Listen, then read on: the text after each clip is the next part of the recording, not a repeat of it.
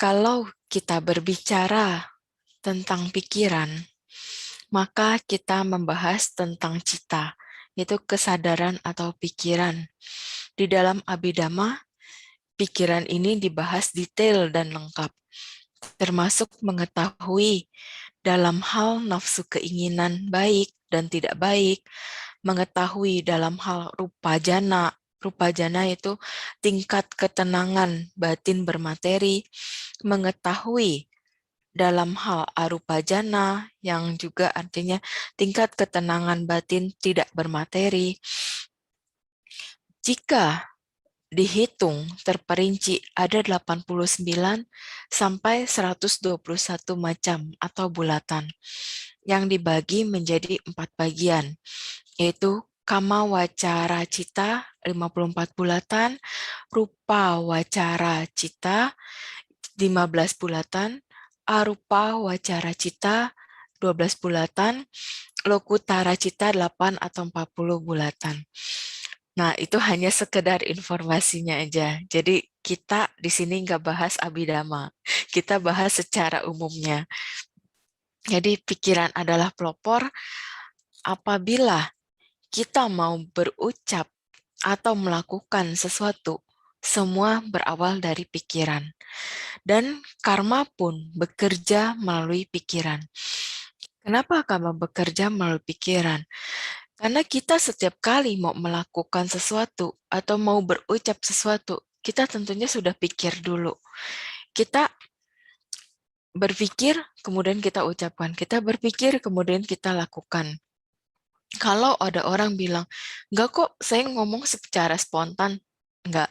Semua tetap ada berawal dari pikiran, karena pikiran itu bekerjanya sangat cepat sekali. Per sekian detik itu udah cepat banget. Jadi kalau kita tidak bisa kontrol pikiran dengan baik, maka kita tidak akan pernah bisa menyadari pikiran ini yang berjalan sangat cepat. Jadi kalau kita dalam keseharian mau berusaha berlatih dengan meditasi, memang meditasi untuk awal pemula itu berat banget. Karena untuk pikiran diam itu nggak mungkin. Jadi ketika kita meditasi, kita tidak mungkin menyuruh pikiran ini untuk diam. Tetapi kita cukup menyadari pikiran ini sedang lewat. Tapi tetap kita fokusnya ke objek. Ketika kita fokus ke objek, kita hanya menyadari pikiran. Kalau kita meditasi, kita terus memperhatikan pikiran, ya kita nggak pernah bisa meditasi. Pikiran ini nggak akan pernah berhenti. Gitu.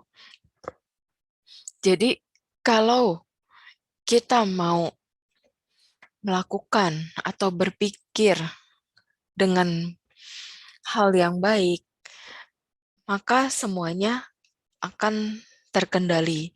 Dan kita pun jadi menghindari segala macam permusuhan lah, bentrok dengan orang lain lah gitu.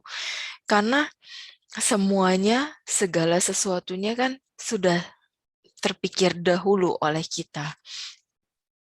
Ketika kita bertemu dengan lingkungan baik, kita bisa berucap baik, kita bisa berbuat baik. Karena kita satu frekuensi pikirannya, selalu berpikir yang baik, selalu berpikir yang positif, jadi bisa nyambung. Ketika kita berkumpul dengan orang-orang yang suka ngegosip, berpikirnya selalu negatif, berucapnya negatif, terus juga bertingkah lakunya juga kurang baik, itu tentu semuanya berawal dari pikiran-pikirannya yang negatifnya yang cocok nih, berkumpul jadinya. Itu jadi satu frekuensi. Kalau kita tidak mau satu frekuensi dengan yang kurang baik, ya kita kontrol pikiran kita. Kalau dibilang, susah lah, jalanin ya jalanin. Hidup kan memang terus berjalan.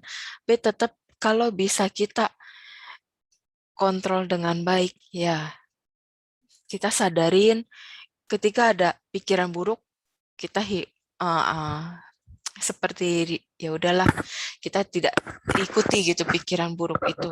Dan kalau kita tiba-tiba ada mau marah, kan setidaknya kita suka sadar nih, tuh orang nyebelin banget, mau marah kan berasanya.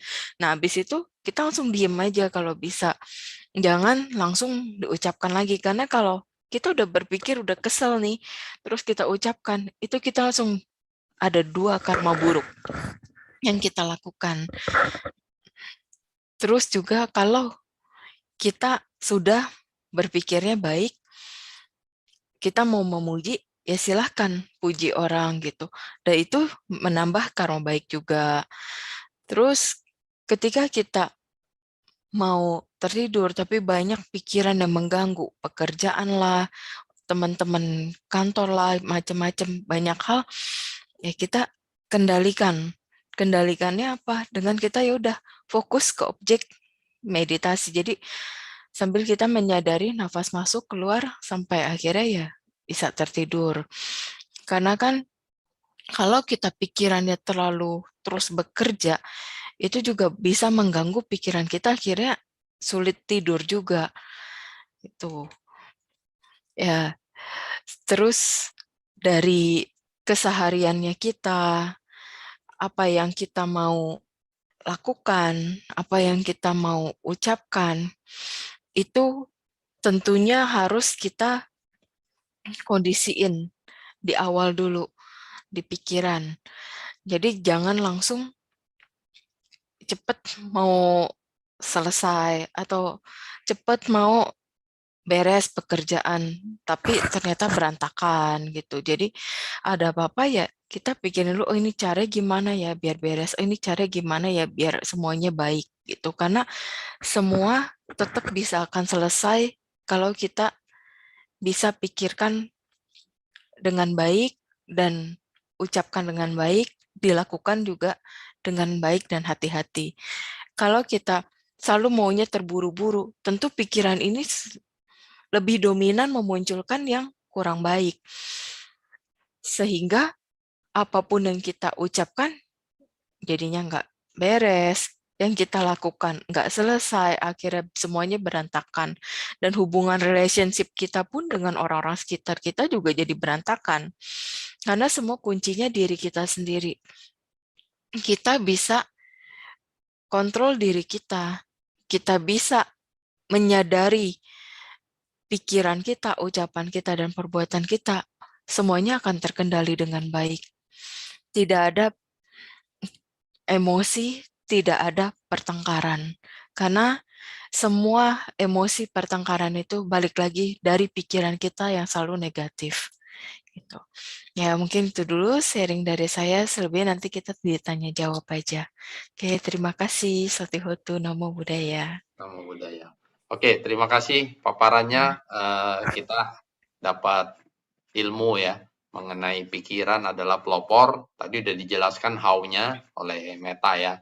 Dan untuk memulai sesi Dhamma Talk, mungkin saya pengen explore dulu nih Meta. Jadi cara kerja pikiran kita tadi udah dipaparkan dengan sangat baik dan clear ya menurut saya ya. Nah terus sebenarnya apa sih hubungannya pikiran yang tadi Meta jelaskan ya, satu dengan kemampuan tadi yang sudah dijelasin di awal gitu. Mungkin itu ya yang pertama ya. Terus yang kedua dengan dipaparkannya cara pikiran bekerja seperti itu. Terus kalau kita kesulitan tidur segala macam itu Meta arahkan dengan meditasi. Nah, sebenarnya yang kedua pertanyaan saya hubungannya sendiri dengan meditasi ini apa nih dengan kemampuannya Meta gitu. Ya. Oke. Dengan yang tadi saya paparkan, terus kemudian disambungkan dengan kemampuannya saya, itu berawal setiap kali saya meditasi, setiap kali saya lakukan perenungan, itu semua kuncinya dari pikiran. Dari situ saya merasakan, oh ini semua apa yang saya ucapkan, apa yang saya lakukan, ini semua berawal dari pikiran. Hanya kita menangkapnya yang positif atau yang negatif gitu. Ketika pikiran ini sangat cepat, dan kita misalkan di berondonglah pertanyaan dengan itu pasti pikiran itu sangat cepat, sehingga kita pun ngejawab ya seketika nangkap yang baik, kita jawabnya yang baik. Seketika nangkap yang buruk, kita jawabnya juga jadinya kurang baik gitu. Maka dari itu, pengendalian dari diri kita sendiri nih harus lebih ditingkatkan. Jadi dengan banyak latihan meditasi, dengan banyak kita fokus ke objek, kita cukup menyadari pikiran itu muncul. Itu dari pelatihan yang saya jalanin ya. Jadi saya menyadari, oh pikiran ini kita harus bisa kendalikan, kita harus bisa kontrol. Karena pikiran ini sangat cepat dan sangat banyak dia berjalan. Kalau kita tidak bisa kontrol, kalau saya tidak bisa kendalikan, ini akan membahayakan diri saya sendiri gitu. Jadi ya itu gunanya saya meditasi setiap hari, walaupun sesibuk-sibuknya minimal adalah meditasi 5-10 menit. Selelah-lelahnya ada meditasi gitu. Karena kalau tidak sama sekali itu membuat pikiran kita jadi wah makin tak terkontrol, akhirnya diri kita pun jadi gampang kepancing emosi luaran, gampang terpengaruh keadaan yang kurang baik gitu. Jadi dengan meditasi ini jadi ya semuanya lebih terkendali, lebih terkontrol, tidak gegabah gitu dalam mengambil sikap maupun dalam berucap.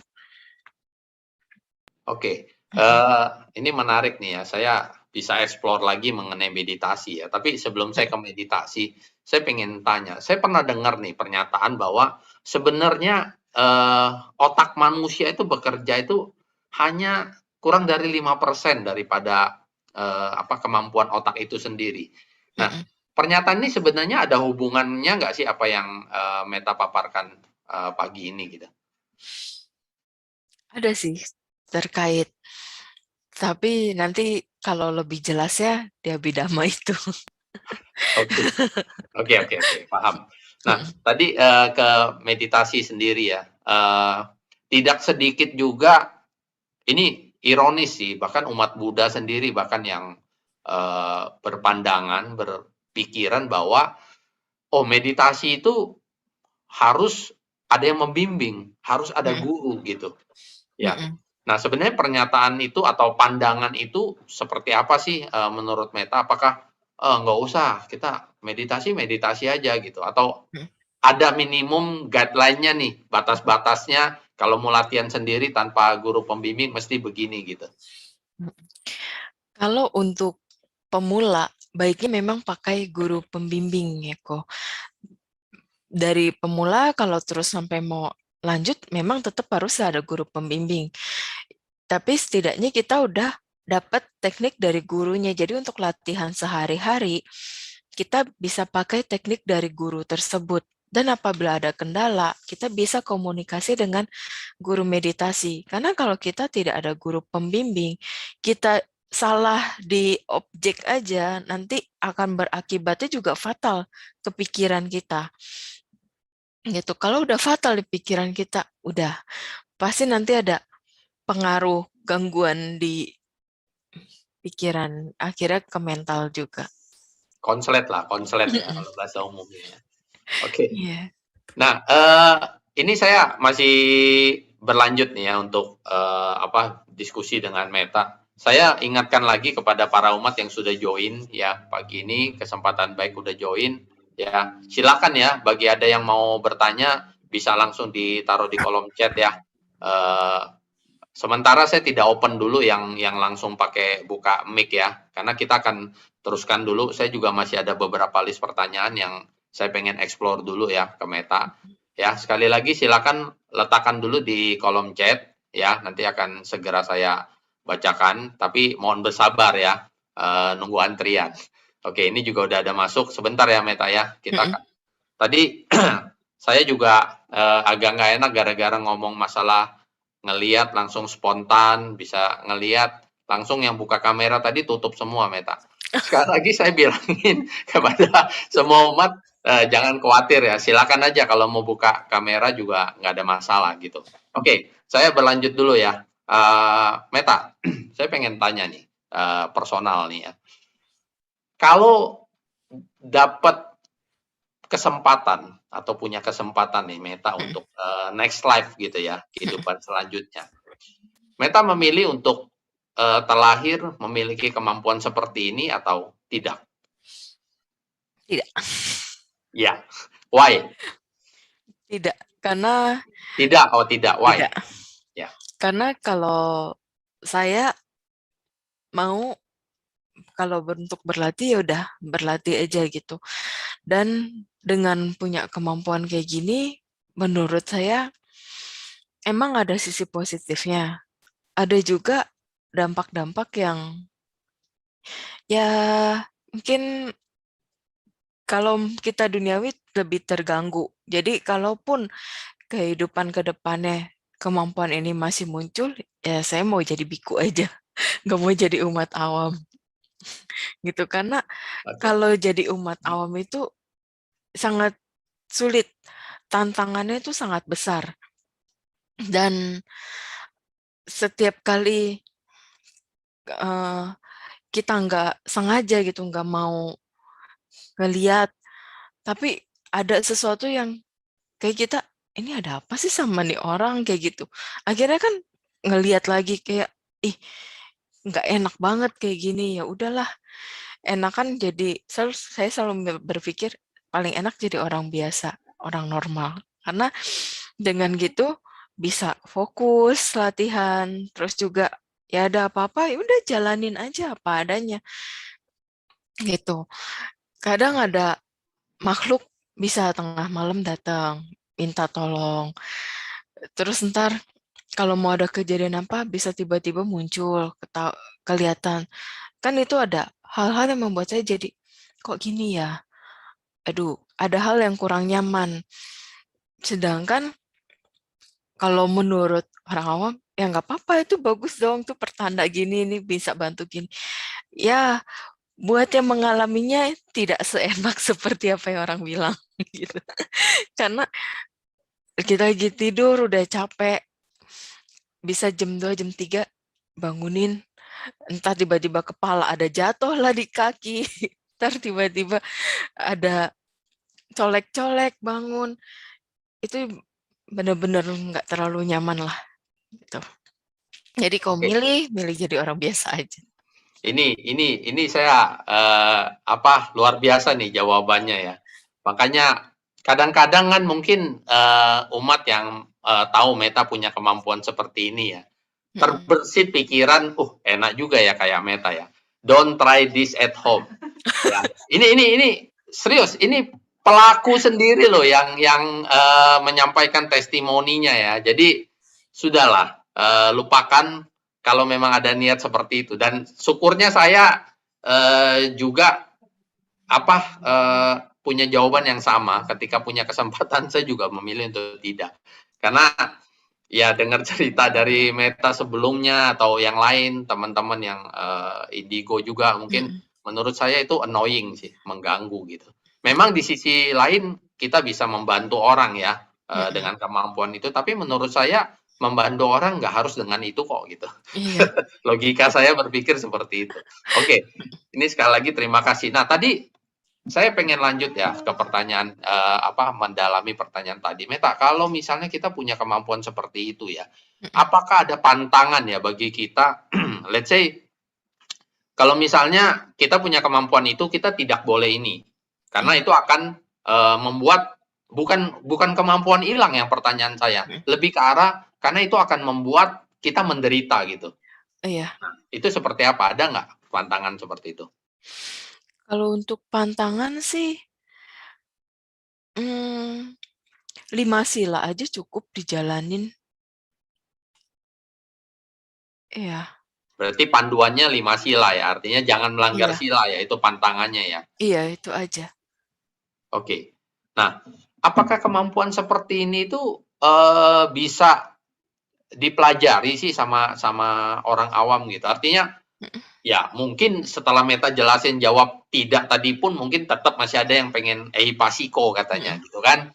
Ya Iya. mungkin ada yang pengen seperti itu gitu kan. Apakah memang kemampuan ini bisa dipelajari, bisa didapatkan secara umum lah gitu?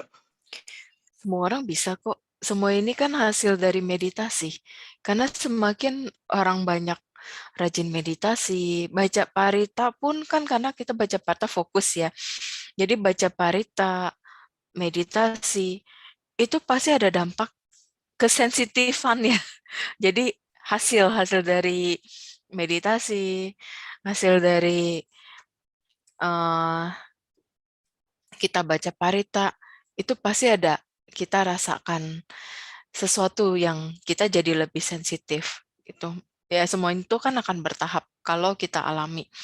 Memang ada juga orang pengen instan, belajar ilmu lah sampai kemana-kemana. Tapi kan itu lebih beresiko gitu. Kita lebih baik ya alami aja kalaupun memang bisa. Kalau nggak bisa ya udah jangan dipaksa. Toh kalau kita sampai belajar yang macam-macam, apalagi ternyata itu ada imbalannya berupa nyawa kita sendiri kan itu membahayakan diri kita sendiri tentunya. Jadi biarlah semua berjalan alami. Oke, terima kasih. Saya ke kolom chat dulu ya, Meta ya, takut nanti tenggelam chatnya. Oke, mohon penjelasannya apakah yang sering disebutkan dengan membina hati nurani, tanda petik ya, lalu dengan latihan pengembangan kesadaran. Keduanya itu berdekatan untuk menuju ke suatu tujuan atau hal yang sama nggak gitu? Terima kasih. Kalau untuk membina hati nurani dengan pengembangan kesadaran itu ada sama sih. Nanti tujuannya juga tetap satu. Hanya caranya aja mungkin yang berbeda-beda ya. Karena kan teknik guru juga berbeda-beda. Ya, terus terang saya membaca chat ini ya, saya sendiri jujur nih, saya kurang paham sih apa yang dimaksud dengan membina hati nurani dengan pengembangan kesadaran. Boleh diulas sedikit nggak, Meta? Jadi kita yang apa belum tahu ini jadi ya dapat ilmu juga gitu. Terima kasih. Ya, kalau yang dimaksud dengan membina hati nurani ini sebenarnya seperti pengembangan kesadaran juga kok. Hanya bedanya dia mengontrolnya dengan lebih ke ketenangannya gitu, fokusnya terhadap ketenangan, bukan berawal di pikirannya.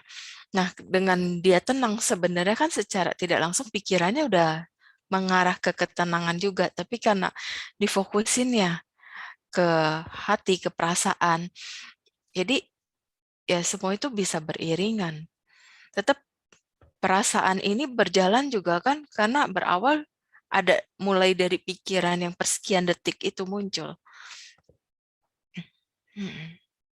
Oke, terima kasih ya. Mudah-mudahan itu juga dapat menjawab apa ketidaktahuan seperti yang saya alami ya. Oke, selanjutnya Sotiotu, Cici, mohon berikan contoh kasus atau pengalaman Cici mengenai meditasi yang salah tanpa guru agar bisa dihindari hal yang demikian. Terima kasih banyak.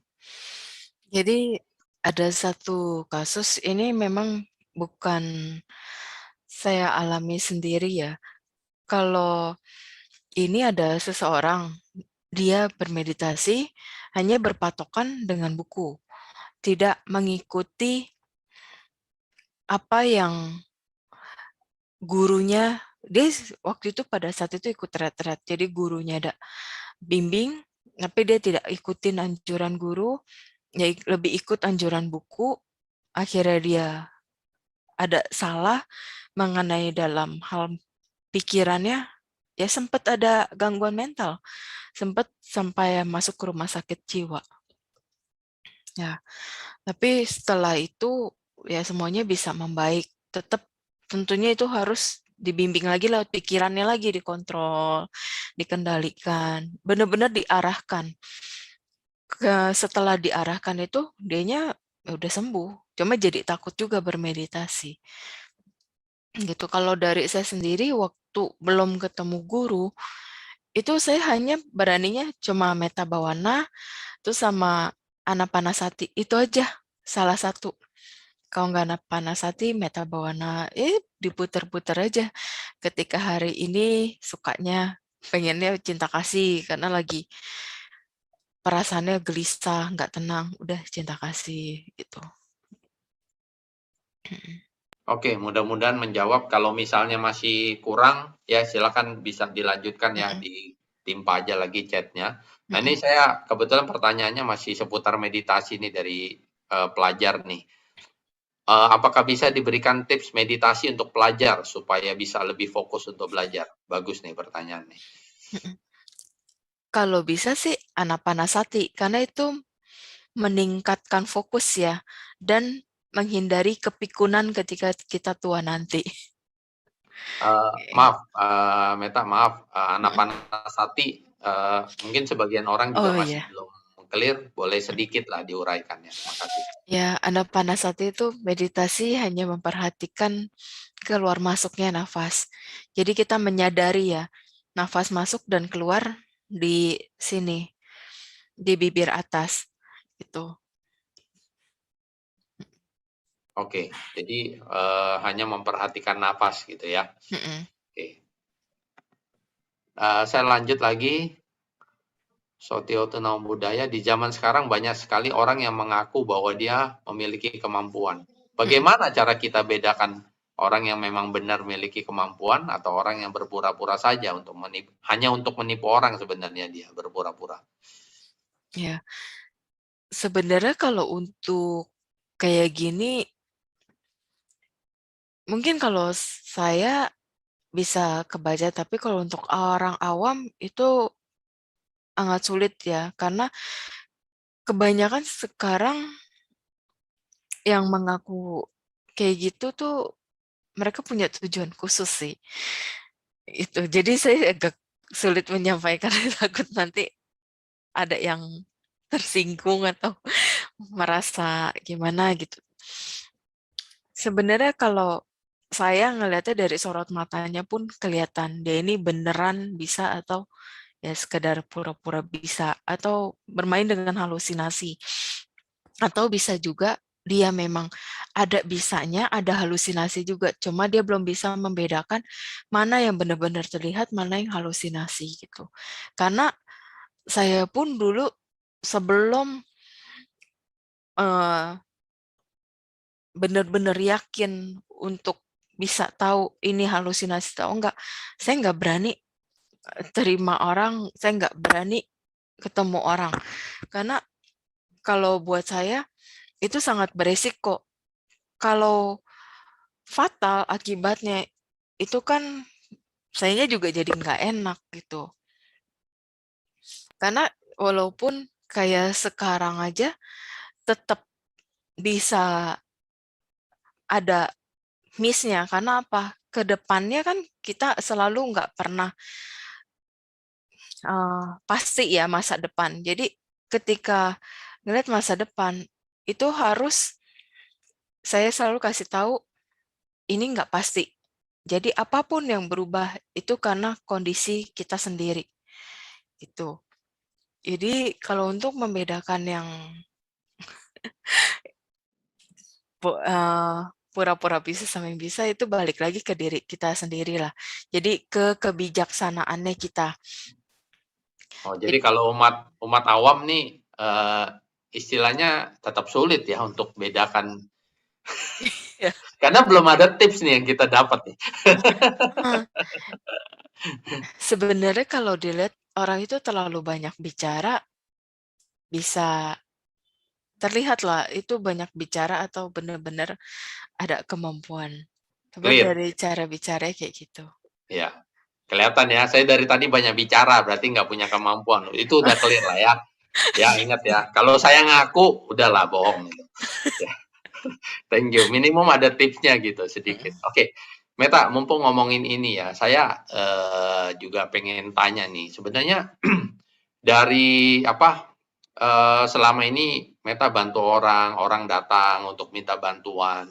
Itu sebenarnya kalau boleh nih dikasih contoh case-case seperti apa sih yang akan tepat efektif itu memang bisa dibantu oleh Meta dengan kemampuan yang Meta punya saat ini gitu. Jadi biar biar orang tahu gitu. Oh, kalau kemampuan case ini cocok nih gitu. Terima kasih. Itu kadang semua suka muncul begitu aja sih ya kok kalau ketemu dengan orangnya gitu. Ada yang kelihatan ini, wah ini karmanya pas lagi dia berbuah, jadi pas dibantu, jadi ngeklik. Ada yang memang dia juga cuma sekedar mau tahu, hanya mau ngobrol aja. Ya kadang ketika bertanya baru kelihatan jawabannya gitu aja sih. Jadi tergantung dari macam-macam orang ya. Ada yang kebaca karena memang udah waktunya dia ini harus ketemu solusi, ada yang memang belum waktunya dia ketemu solusi, jadi ya udah cuma dikasih tahu jalannya aja kayak gimana. Karena balik lagi ke kita ya, ke si orang yang bertanyanya juga kadang udah dikasih tahu jalannya, tapi kan semua balik lagi kendali di tangan dia. Dia benar-benar mau coba jalanin terus atau udahlah gitu sekedar angin berhembus gitu doang. Oke, Mhm. saya belum dapat apa yang mau saya tanyain. Mungkin saya agak rubah sedikit. Kalau dari selama ini nih case-case yang Meta tangani ya, Mhm. yang sukses artinya konsultasi, Meta kasih konsultasi, dia keluar dari masalah. Itu Ada. contohnya seperti apa tanpa menyebut nama atau ya di lokasi mana gitu. Mhm. Ada sih, ada ya ada banyak juga gitu. Jadi dari problem perusahaan, pekerjaan kayak gitulah. Gitu. Eee, boleh kasih sedikit clue nggak? Misalnya pekerjaan nih, saya pekerja nih, eee, yang pernah ditangani dan berhasil mengatasi masalah itu yang contohnya seperti apa sih? Tanpa spesifik ya, kita masuk ke orang itu gitu. Mhm. Jadi pada saat itu sih, bentar baterainya. Oke. Hmm, jadi ada masalah lah dengan kantor itu, terus ya dibantu diberesin. Yang bermasalah-bermasalah dikeluarkan, mau nggak mau masukin yang bagus-bagus, tapi yang udah lama di dalamnya pun dipertahankan gitu. Sorry, maksudnya terkait makhluk nih? Bukan, Atau oh bukan? eh, suatu company lah gitu. Heeh. Enggak sih, saya bukannya mau tahu ini siapa, ini company apa, saya cuman pengen tahu, tipe atau jenis masalah yang seperti apa sih Hmm. sebenarnya Meta? Maksud saya apakah karena mungkin orang itu kerasukan atau Oh, mungkin bukan. karena Karena apa gitu? memang ada yang nggak benar di perusahaannya. Oke. Sampai ya nyaris bangkrut. Oh, Tapi, heeh. oke, tapi akhirnya berhasil ya? Hmm. Ya, oke lah. Jadi, eee ya masih belum terlalu dapat ya, Hmm. tapi nggak apa-apa lah, kita Iya. nanti coba akan explore lagi ya. Oke, saya kembali ke chat lagi ya. Kadang saya terbersit di pikiran, apakah saya masih tetap di dunia saat ini? Apakah memungkinkan saya sedang hidup paralel bersamaan di dunia lain? Oh, maksudnya dua nih ya. Bagaimana cara saya ngetes yang valid saya masih sedang ada di alam ini atau enggak gitu. Yang Bisa hal ya begitu? seperti ini sih sebenarnya nggak perlu kita terlalu pusingkan, pikirkan, karena ini terlalu melihat keluar diri. Kan harusnya kita selalu ngelihat ke dalam diri. Kalau terus berpikir seperti ini, jadi itu membuat kita tidak merasa benar-benar fokus dengan kehidupan yang saat ini gitu. Sedangkan kan kita harus fokus dengan kehidupan kita yang saat ini dan kita saat ini sedang bekerja apa, sedang melakukan apa, hidupnya bagaimana dan seperti apa, kita harus fokus. Karena kalau kita tidak fokus, ya terus ke depannya kita akan semakin pikirannya akan semakin kacau. Akhirnya hidup kita juga makin kacau.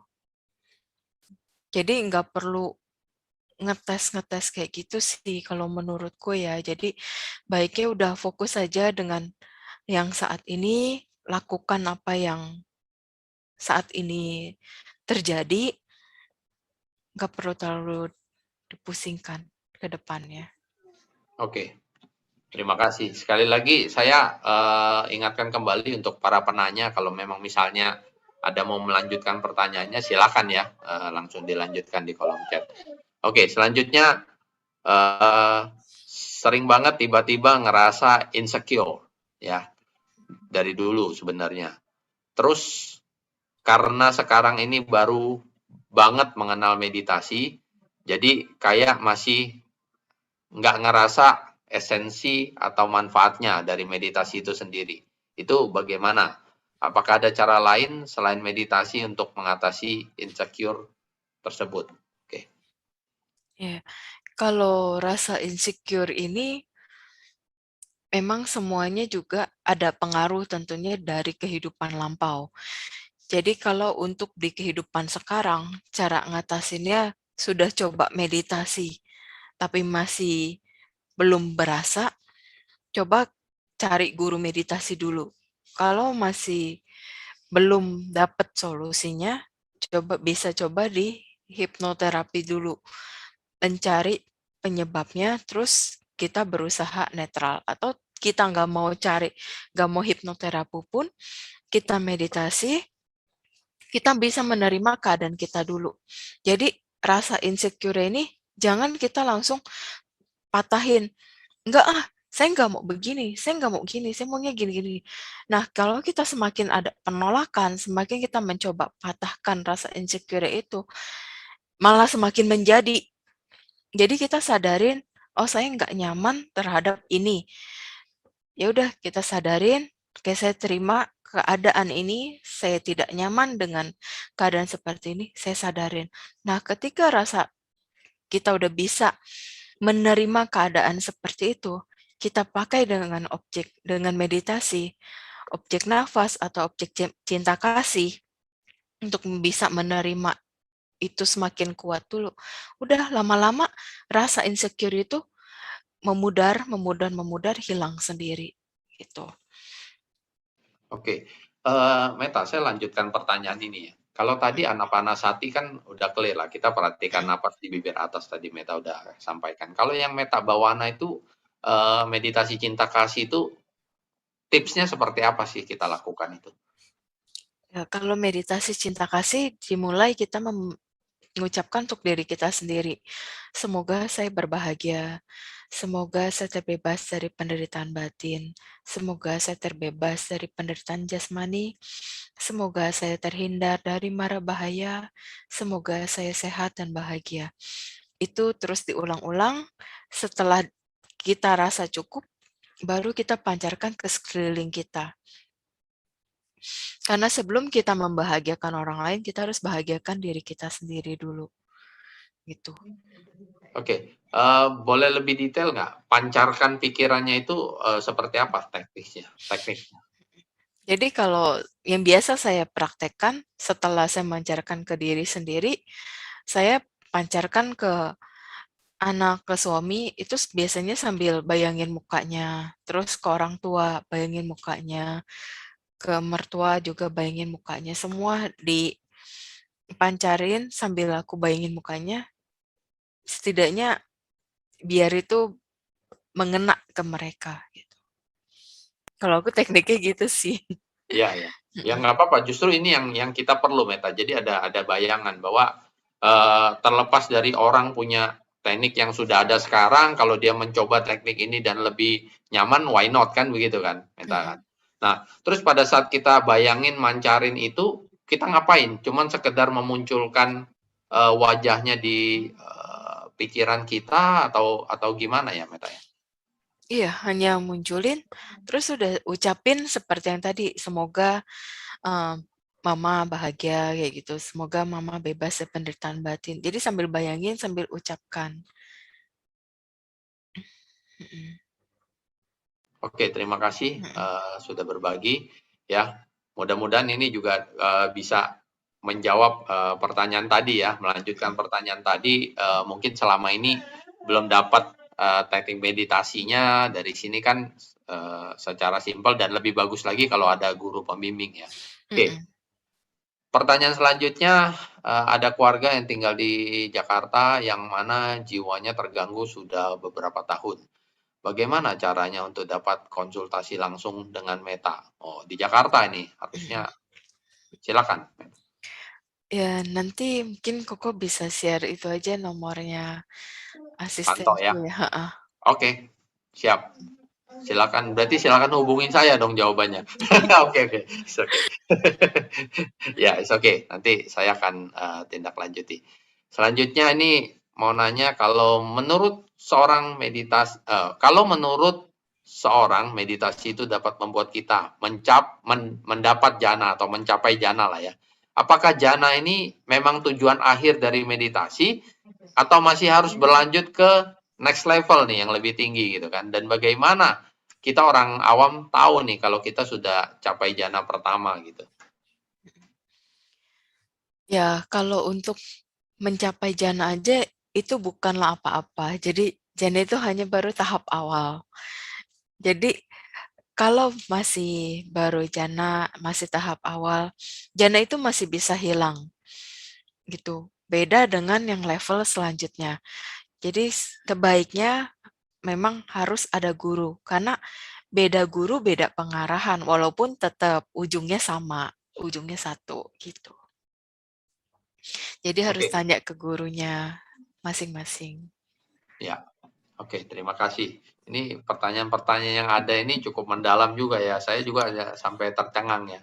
Beberapa tadi belum sampai ke sana. Oke, saya lanjut nih. Saya pernah nonton di videonya pas Meta juga lagi Dhamma Talk atau apa ya, talk show ya. Itu Meta pernah bilang ya bahwa makhluk-makhluk itu yang kami tidak kelihatan itu.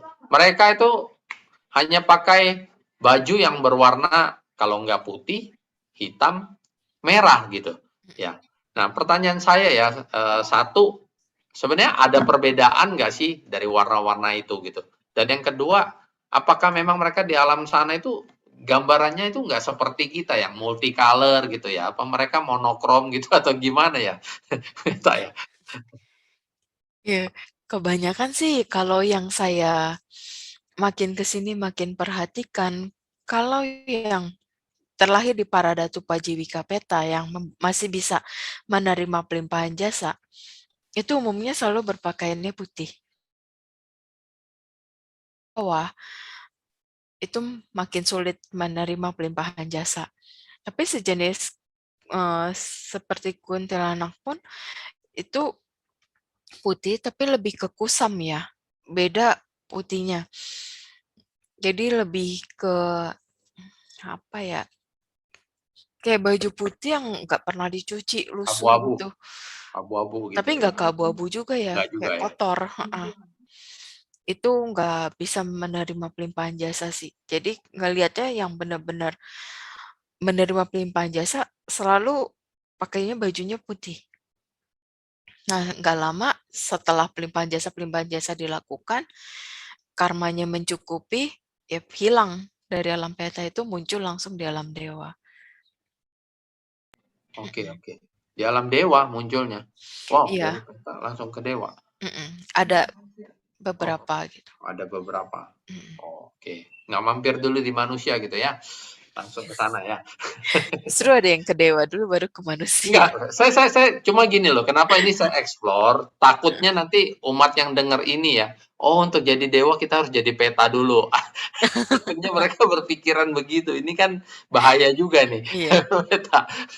Tapi umumnya orang baru meninggal ke peta sebagian besar. Oh, karena kemelekatan tadi ya. Iya, kemelekatan. Terus ada yang pas Oh, meninggal masih marah, masih benci, oh, masih kesel. Nah, nggak itu terima. iya. Iya, iya, iya. Oke, oke, oke. Kalau demensia itu gimana? Kalau yang demensia meninggalnya dia punya penyakit demensia nih. Nah, itu karmanya yang berproses bukan dari pikiran terakhir lagi.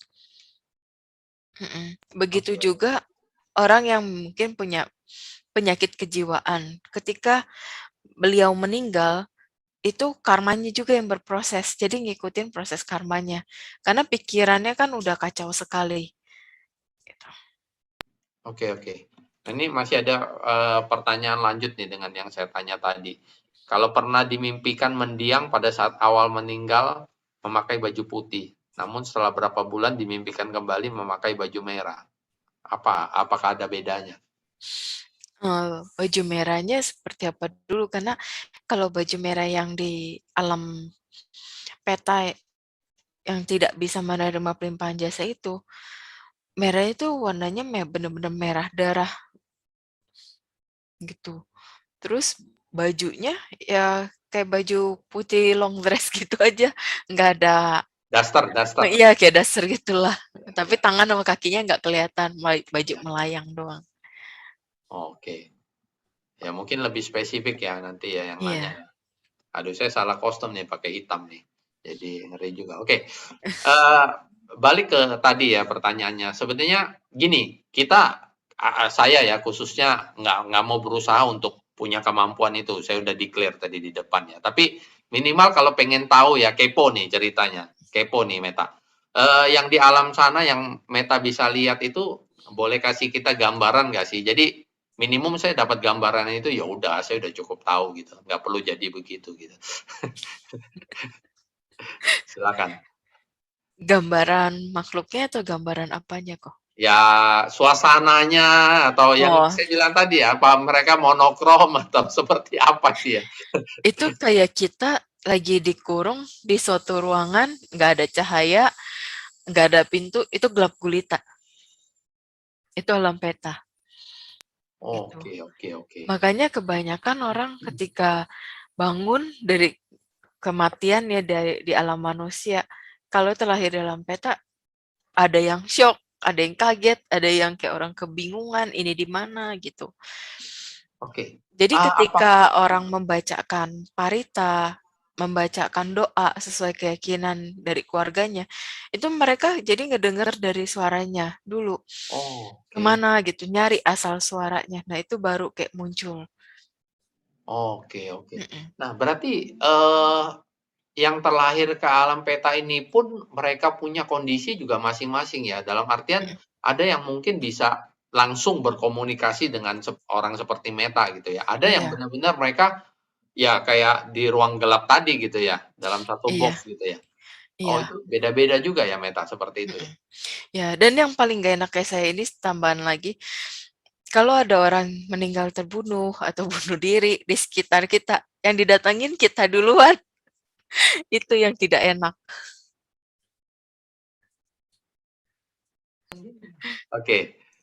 Oke. Nah terus bagi ini nih, istilahnya arwah ya, Mm. kita bahasa umumnya arwah ya. Ini juga sering muncul pertanyaan nih, kalau misalnya nih dia, arwah ini baru meninggal dan dia ternyata katakanlah agama Buddha gitu.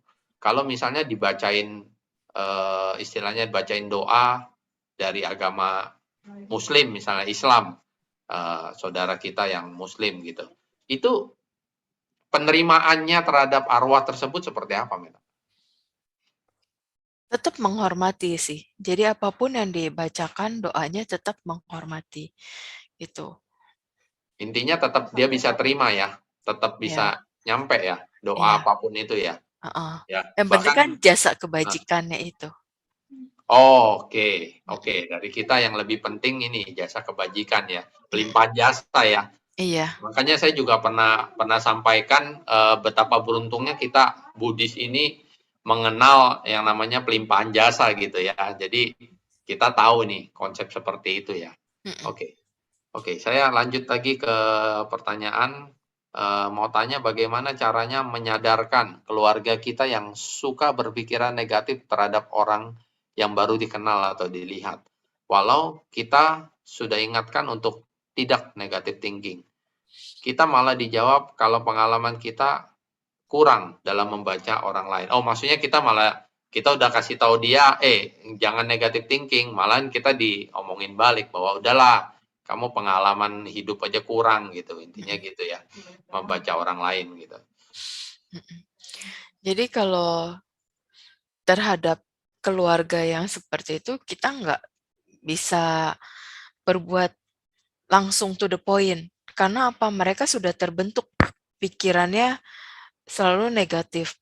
Jadi kita pakai dengan yang benar-benar terjadi. Misalkan si X dianggap negatif oleh sanak keluarga kita, si A lah misalkan. Jadi ketika si A ini nganggap si X ini ya negatif sesuai pikiran dia, ternyata si X itu dia benar-benar menunjukkan sikapnya, ucapannya, itikat baiknya.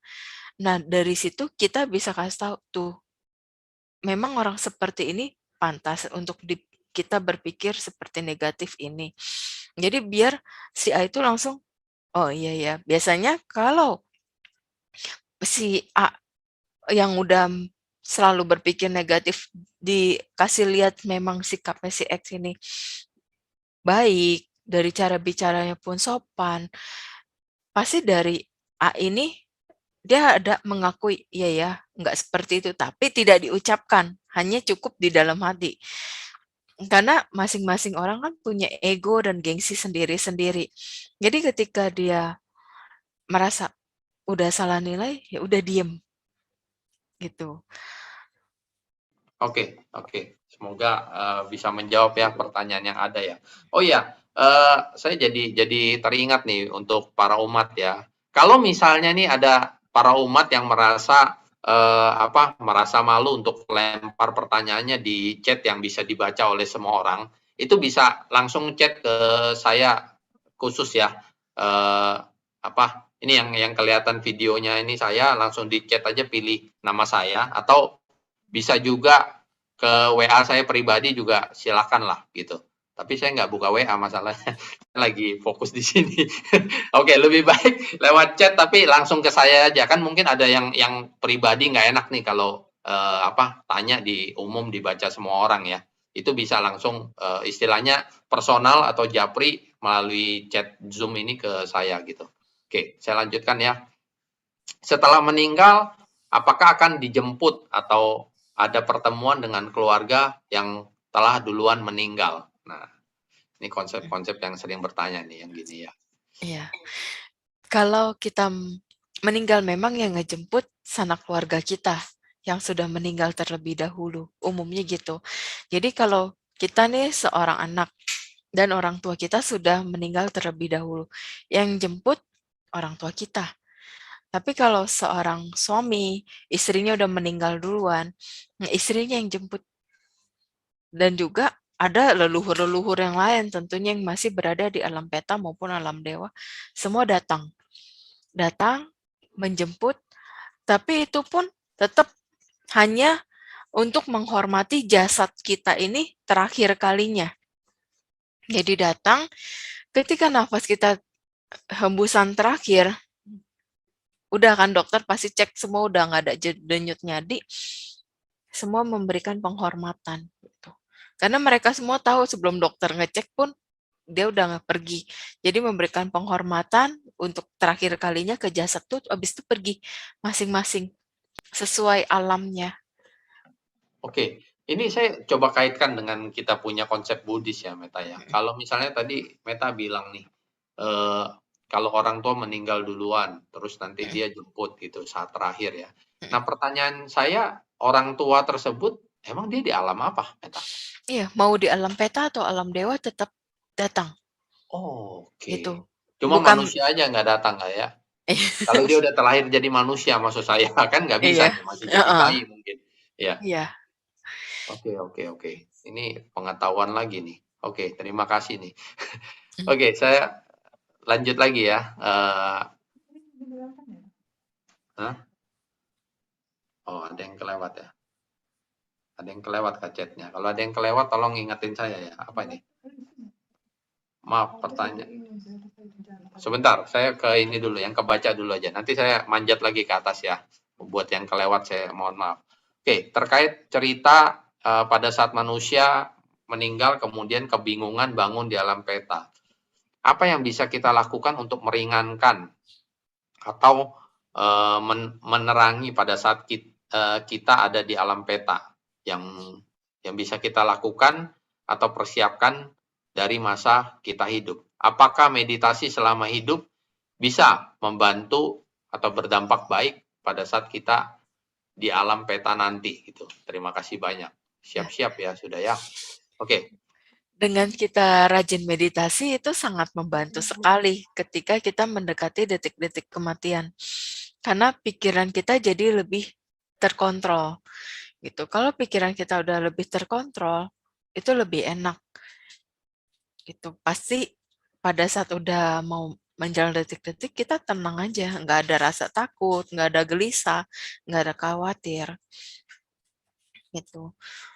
Apalagi kalau semasa hidup dari kitanya banyak perenungan akan kematian, perenungan akan diri sendiri, selalu berusaha koreksi diri.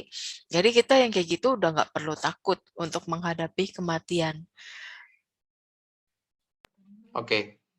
Nah ini semoga menjawab ya yang tadi ya. Kalau misalnya kurang mau ditanya lanjutin silakan ya. Ini tadi yang kelewat, saya barusan manjat nih. Yang ingin saya tanyakan apakah orang yang sudah meninggal bisa menerima persembahan yang kita terima? Terima kasih. Ya tadi udah nyentuh-nyentuh sih, tapi tetap pertanyaannya saya bacain. Silakan. Ya, untuk yang meninggal tuh masih bisa menerima persembahan yang kita berikan. Tetapi tergantung dari kondisi alamnya si almarhum tersebut. Kalau almarhum tersebut terlahir di alam Paradatu Pajiwika Peta, dan dia selain membutuhkan jasa kebajikan, dia membutuhkan makanan juga, itu dia terima. Tetapi kalau dia hanya membutuhkan jasa kebajikan, kita sediakan makanan sebanyak apapun, dia tidak sentuh sedikit pun. Gitu. Begitu pula kalau leluhur kita ternyata meninggal terlahir udah di alam dewa. Itu juga sama, tidak sentuh sedikit pun. Jadi setiap kali ada upacara sembahyang di dalam keluarga, sembahyang tradisi, semua leluhur yang diundang itu hadir.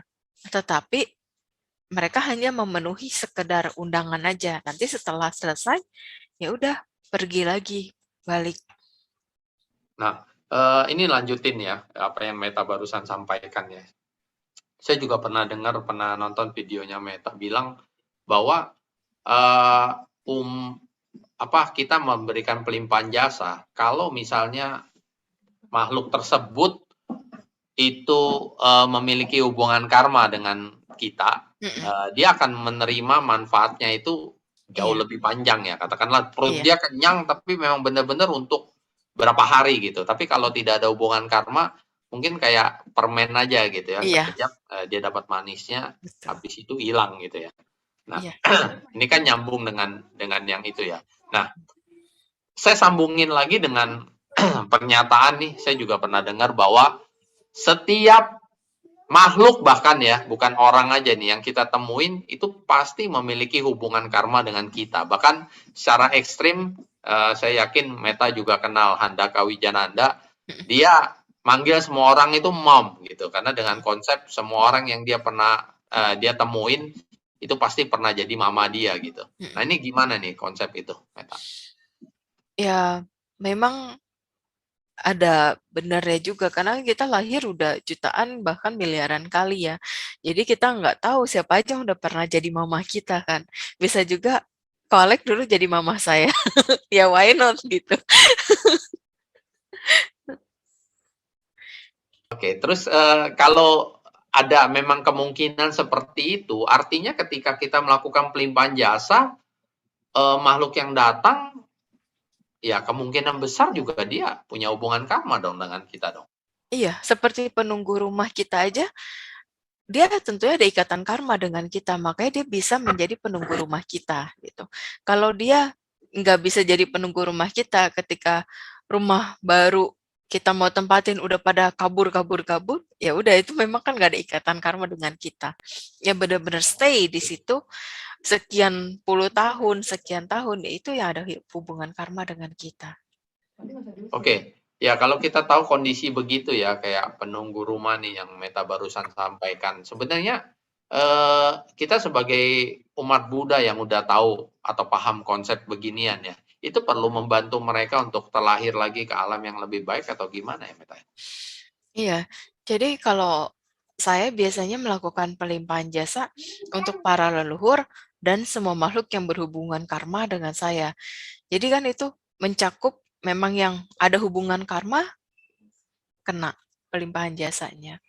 Terus penunggu rumahnya Meta terlahir lagi nggak? Iya, sekarang Ya. sudah pergi sih, Oh, sudah selesai, oh, udah masih nggak tahu. kosong nih sekarang nih, butuh lowongan Oh, gitu ya. enggak. Sorry, Terima bercanda. kasih. Oke, oke. Eh, Oke, saya lanjut lagi ya ke kolom chat. Jika ada tradisi nih yang sepertinya benar, ini udah mengklaim nih yang sepertinya benar, bahwa orang memberi tumpangan setelah melahirkan ya, tapi sebelum 40 hari, maka si pemberi tumpangan hidupnya akan sial sampai ke anak cucu. Wow, bagaimana pandangan mengenai hal ini? Jadi kalau orang ada yang melahirkan ya sampai dengan 40 hari kita nggak boleh beri tumpangan gitu. Kalau nggak yang memberi tumpangannya akan sial gitu. Enggak sih, itu hanya sugesti aja. Dan itu mitos. Gitu. Oke, saya pikir itu jawaban walaupun singkat, padat, tapi itu very clear ya, sangat jelas ya, bahwa itu mitos ya. Makanya saya tadi dia bilang yang sepertinya benar. Nah, ini klaim yang oke. Oke, selanjutnya bagaimana caranya untuk mengetahui apakah keluarga kita yang sudah meninggal ada di alam peta atau apa sudah di alam dewa gitu? Gimana caranya kita tahu? Miss call, miss call. Oke, silakan Meta. Kalau untuk orang awam untuk mengetahui almarhum ada di alam mana, jadi ketika ada upacara pelimpahan jasa atau upacara sembahyang tradisi, langsung bilang aja di dalam hati, bilang ke almarhum untuk hadir ke mimpi kita atau ke mimpi sanak saudara yang lain untuk memberitahu bagaimana keadaannya sekarang gitu. Walau sekedar dia datang diam aja, setidaknya itu udah memberikan petunjuk dia datang dalam keadaan bahagia kah, dalam keadaan menderita kah gitu. Jadi kan tahu anak cucunya mau melakukan apa ke depannya. Oke, nah ini mumpung ngomongin mimpi nih, apakah eh, kalau seseorang tuh bermimpi nih didatangi leluhurnya, itu udah pasti bahwa itu memang benar-benar leluhurnya, Meta? Biasanya kalau itu benar-benar leluhur, si anak atau yang ada hubungan karma dengan si almarhum itu kayak mendapat chemistry-nya. Karena pasti ada ikatan batin antara kita dengan si orang tersebut. Kalau ternyata pas kita mimpi, kok nggak dapat chemistry-nya ya? Kok tatapannya beda ya? Nah itu boleh diragukan gitu. Oke, ya walaupun saya bingung gitu. Maksudnya nggak pernah ngalamin, jadi dan nggak mau ngalamin lah. Oke, ya mudah-mudahan bisa menjawab bagi yang bertanya ya. Oke, mana tahu ada yang iseng, masuk ke mimpi Olip lah, set iseng gitu, gitu. Ya, jadi bisa bedakannya dari chemistry-nya tadi ya. Oke, ini pertanyaan selanjutnya, apa pendapat Cemeta mengenai situasi COVID yang kita hadapi sekarang ini? Apa penyebab dan kapan berakhirnya? Nah, ini saya juga nunggu pertanyaan ini, siapa tahu Meta bisa jawabnya. Ini tak akan pernah berakhir. Akhirnya seperti penyakit yang lain aja kayak cacar, DBD ya tetap ada, tapi jadinya udah nggak semengerikan seperti sekarang ini aja gitu. Oke, terus kenapa kita menghadapi situasi COVID seperti sekarang ini? Pertanyaannya begitu. Apa Ya, penyebabnya gitu? walaupun ini buatan, tetap ini ada bagian karma dari kita semua juga. Kita semua di seluruh dunia ada kena bagian dari karmanya. Jadi yang misalkan kita terpapar, ya kita nggak usah khawatir. Toh memang kondisi kita pas lagi drop, karma buruk berbuah, ya udah jalanin. Jangan terlalu panik berlebihan, karena panik yang berlebihan itu mengkondisikan akhirnya ya yang dikhawatirkan, mohon maaf, jadinya bisa sampai fatal gitu keadaannya, bahkan bisa sampai meninggal. Jadi ketika kita terkena, terpapar, ya udah kita jalanin, terima, terus kita berusaha bangkit gitu. Berusaha pikirannya juga harus positif karena dengan adanya virus ini itu sebenarnya tantangan kita. Bisa nggak kita untuk berpacu lebih baik, berpacu untuk lebih positif menghadapi segala tantangan kehidupan ini. Karena kalau kita lagi kena COVID, terus kita pikirannya cenderung negatif dan jelek, itu bikin imun kita terus merosot dan akhirnya kita berada di titik yang sangat membahayakan diri kita sendiri. Jadi ini kan seperti ya senjata makan tuan, kita yang sering berpikir negatif akhirnya kena sendiri gitu kan akibatnya. Jadi kita harus bisa lawanlah yang terbiasa berpikir negatif, lawan pikiran negatif itu menjadi positif, lebih dikontrol, disadari, diperbaiki dikit-dikit. Memang tidak semudah kita membalik telapak tangan. Tapi tetap dengan kita ada keinginan, ah saya mau berubah, saya mau coba nih latih, coba, aduh gagal, latih lagi, gagal lagi, latih lagi, terus pasti ada hasilnya. Jadi Oke, pantang menyerah. setuju, setuju. Saya sebagai penyintas juga cocok apa yang Meta ngomong itu. Oke, saya lanjut nih. Pertanyaan dari Meta untuk Meta. Oh, sorry. Saya mau tanya nih, apakah persembahan untuk para leluhur berupa makanan favoritnya non-VG? Oh, maksudnya favoritnya ini non-VG. Itu bisa berpengaruh terhadap kondisi para leluhur. Mungkin maksudnya ini orangnya non-VG, ngapain dijelasin ya? Saya jadi bingung makanya. Dia pokoknya makanan favoritnya kalau kita limpahkan gitu ya, itu apakah berpengaruh nih sama makanan yang non favoritnya kalau kita limpahkan gitu? Ada pengaruh nggak itu, Meta? Kalau untuk favorit dan non-favorit itu nggak ada pengaruhnya. Itu hanya ada pengaruhnya kalau si almarhum memang terlahir di alam peta, di alam menderita. Nah, ketika dia di alam menderita, dia membutuhkan makanan, kita sediakan non-VG, itu dia tidak bisa menikmati karena itu malah membuat dia semakin menderita. Gitu. Kalau dia memang terlahir di alam peta, tetapi tidak lagi membutuhkan makanan, hanya jasanya kebajikan, ya udah dia tidak terpengaruh dengan keadaan VG atau non-VG-nya itu. Jadi ini balik lagi ke almarhumnya. Jadi kalau almarhumnya ke alam dewa pun, dia sudah tidak terpengaruh lagi dengan persembahan VG non-VG. Itu hanya berpengaruh pada leluhur kita yang memang dia kelaparan. Oke. Oh, berarti kalau mau amannya ya udah kalau kita tahu apalagi itu leluhur kita ya, makanan favoritnya harusnya kita tahu ya. Ya kalau mau aman ya makanan favoritnya aja yang kita persembahkan kan gitu ya. Ya. Ya. Oke. Saya lanjut ada pertanyaan lagi ya. Kalau hanya makhluk yang memakai baju putih nih yang bisa menerima pelimpahan jasa, apa yang harus kita lakukan nih dengan makhluk-makhluk yang tidak bisa menerima pelimpahan jasa? Maksudnya dia belum pakai baju putih nih gitu. Kita nggak bisa melakukan apapun.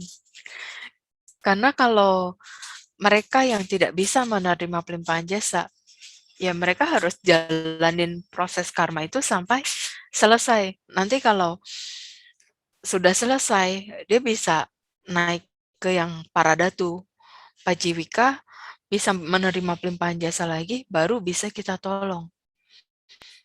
Ini silly question ya. Namanya orang coba berusaha ya. Kalau misalnya kita danakan baju putih, ada efek nggak? Enggak, makanya saya bilang, namanya usaha ya. Saya tetap bertanya dong. Nggak efek. Nggak efek ya. Oke. Nggak apa-apa. Ini cuma untuk meyakinkan aja gitu. Oke.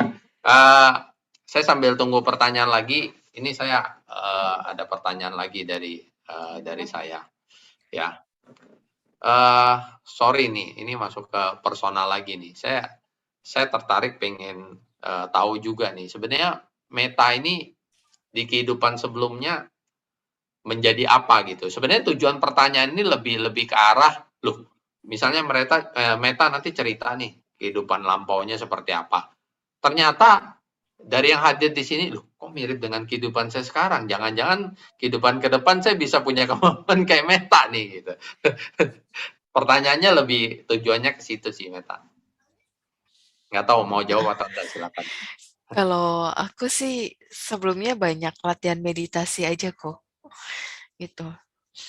Jadi banyak latihan, terus selalu praktis lah, memahami. Jadi kalau udah baca buku, udah diskusi dhamma, udah ngedengar dhamma dari guru, Bante gitu maksudnya, ya udah coba sambil dijalanin, sambil dipraktekin, terus ya meditasi lagi gitu aja sih.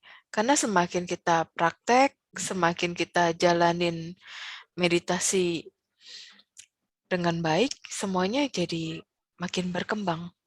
Oke, tuh bagi yang tadi masih berpikiran pengen punya kemampuan seperti ini, ya udah mulai dari kehidupan sekarang ya, praktek meditasi, praktek kebaikan ya. Ya, mana tahu sampai ke sana gitu bagi yang mau ya. Oke, saya ke chat lagi mau tanya bagaimana mengatasi pikiran yang sedang mengalami kemarahan. Karena kalau sedang marah biasanya timbul pikiran-pikiran yang buruk seperti benci dan lain-lain. Sebagai manusia, kita punya emosi, tapi Iya, kita juga mau mengendalikan pikiran kita. Terima kasih. iya. Kalau ada hal-hal yang memancing emosi kita, entah itu sikap orang lain atau ucapan orang lain, kalau kita sadar ini akan memancing emosi kita, lebih baik kita langsung tinggalkan. Jadi setelah dia selesai bicara, oke, terima kasih, udah pergi. Jangan langsung dijawab, karena ada keributannya itu nggak akan pernah selesai. Oke, intinya sebisa mungkin kita cerna ya berarti ya, Iya, apa yang masuk ke kita ya. kalaupun ternyata kita akhirnya kepancing juga, lost control, ya udah habis itu ketika lagi marah, di tengah-tengah kita sadar, udah langsung kita diem. Diem, udah udah deh pamit ya. Terserah orang mau bilang, ah eh, pengecut lah, ah begini begitu, negatif gitu. Mereka biarin, nggak usah dipusingin gitu. Karena kita jangan memancing pikiran kita untuk jadi lebih buruk lagi. Oke, ya. Mm-mm. Tapi ini semua juga balik ke pilihan masing-masing ya. Iya, Karena memang. oke. Ya, semoga menjawab ya. Nah, Mm-mm. ini ada pertanyaan lagi. Objek meditasi apa yang Meta lakukan di kehidupan yang lalu sehingga bisa mempunyai kemampuan seperti sekarang? Nah, ini salah satu yang pengen nih. Dijawab aja Meta, nggak apa-apa. Arahkan aja. Silakan. Karena dari dulu aku seringnya Anapanasati sama Metta Bhavana. Itu aja dua, muter gitu. Cuma sekarang karena ketemu gurunya dari Thailand, objeknya ya Budo gitu. Oh ya. Tapi Budo pun Anapanasati juga ya itu. Sama, ujung-ujung ke situ. Oke, semoga menjawab ya bagi yang mau ya. Oke, kalau dalam satu kehidupan, waduh, masuk bertubi-tubi nih, tenggelam. Kalau dalam satu kehidupan yang sama, apa bisa nih? Maksudnya apa? Dari yang awalnya umat awam, jadi orang yang bisa indera keenam. Nah, dari indera keenam ini bisakah naik lagi jadi indigo? Saya nggak tahu, Meta bisa tangkap nggak pertanyaannya? Ya, Iya, itu tapi orangnya buka paham. kamera ini. Mm-mm. Iya, jadi kalau dari umat awam terus mau Terus karena dia banyak berlatih, bisa juga punya kelebihan ya. Mungkin di indera keenamnya misalkan ada feeling-nya jadi lebih tajam, atau dia bisa mendengar sesuatu atau merasakan sesuatu, itu bisa aja. Terus terus saja dilatih dengan ya meditasi, praktek dhamma, nanti akan berkembang dengan sendirinya. Cuma kan kita juga harus sadarin tujuan kita untuk berkembangnya meditasi ke arah sana ini untuk apa dulu gitu. Kalau memang hanya untuk melihat dan mempraktekkan dhamma lebih mudah, untuk mempelajari dhamma lebih mudah, ya bagus gitu. Tapi kalau hanya untuk sekedar penasaran, jadi lebih tahu mau ini itu, ya sebenarnya nggak apa-apa juga. Cuma jadinya jangan sampai kebuang sia-sia lah kehidupan ini hanya untuk sesuatu yang tidak perlu gitu. Oke, saya pertajam pertanyaan ini ya Meta ya. Apakah kemampuan yang Meta tadi jelaskan dari awal ya, itu sama nggak dengan indera keenam sih sebenarnya? Apakah dia di atas dari, bahkan bukan indera keenam lagi, ke-7, ke-8 atau apa gitu? Karena gini ya, indigo ini hanya sebuah julukan. Aku aja nggak pernah menganggap diriku indigo. Jadi aku hanya dijuluki gitu. Gitu. Saya hanya menganggap diri saya ya, saya tetap seorang meditator dan saya ada kelebihan. Itu aja. Saya nggak menganggap diri saya indigo. Tapi kalau kita di secara umum ya, kan kita sering dong dengar indera keenam gitu. Iya. Ya. Nah, pengertian indera keenam ini seperti apa menurut Meta? Kalau saya nggak pernah mencari tahu sih aku untuk mengenai spekulasi-spekulasi yang penjelasan indera keenam lebih detailnya kayak gimana. Saya hanya lebih memahami apa yang di Dhamma yang ada di dalam abinya itu. Waktu itu ada Bante sampai kasih lihat, nih, kamu baca yang ini. Nah, pas saya baca dan yang saya rasakan yaitu ada beberapa dari abinyanya itu. Oke, Oh, oke.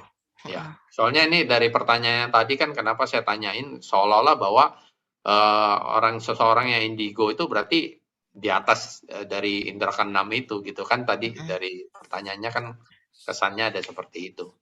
Oke. Oke, ini lanjut ya. Jika di suatu ruang seseorang sering mencium wangi ya, jangan ngomong bau lagi, wangi yang muncul secara tiba-tiba nih. Tapi dicek nggak ada yang pakai parfum nih, ya. Maksudnya satu-satu mungkin dicekin ya, nggak ada yang pakai parfum, oke. Dan juga nggak ada yang bakar dupa nih. Apakah ada makhluk yang datang nih? Apakah makhluk apa yang biasa datang dengan keharuman? Gitu. Itu biasa dewa-dewi atau leluhur kita yang memang dari alam baik juga. Oke, semoga artinya kalau misalnya tadi ya kondisinya di suatu ruangan ada wangi gitu ya, dan nggak ada yang pakai parfum, itu memang makhluk berarti ya? Iya. Ya, bisa dipastikan begitu ya? Dan Memang itu begitu. kemungkinan besarnya dewa gitu ya? Iya. Oke, oke, semoga menjawab ya. Kalau bertemu langsung dengan orang nih, apakah Cimeta bisa tahu umur orang tersebut masih lama atau sebentar lagi? Oke. Apakah keadaan COVID gini banyak yang bisa pergi mendadak? Oke. Biasanya kelihatan dari sinar kehidupannya sih kok. Oh, Kalau ada kelihatan susah masih ya? kalau masih terang ya aku lihat nggak ada apa-apa. Tapi kalau redup ya pasti aku bilang hati-hati aja gitu. Kondisi banyak Oke. perbuatan baik gitu. Oke. Nah, itu manfaatnya buka kamera ya guys ya. Jadi bisa dilihat di Meta nih gitu kan. Nah, tadi Meta nggak bilang saya hati-hati kan, makanya ya masa Enggak, aman.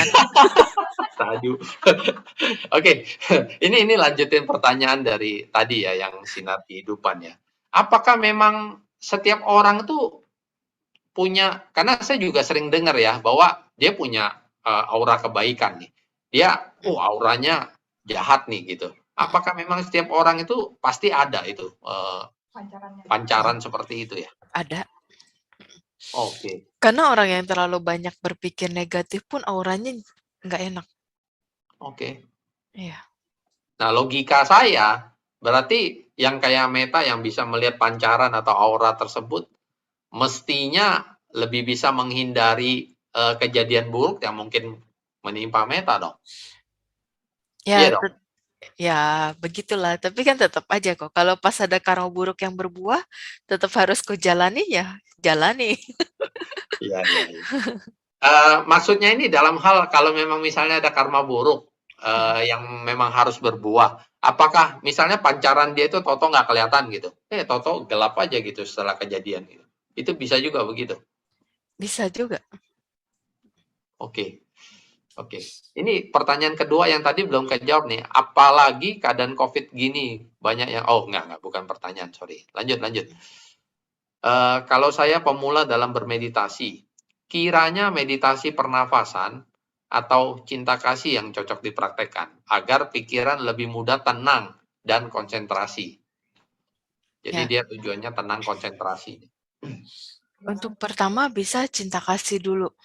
Karena untuk pemula biasanya emosinya lebih nggak stabil, lebih gampang kepancing. Jadi untuk awal meta bawana dulu aja, pancarin cinta kasih ke diri sendiri, terus ke orang-orang sekitar.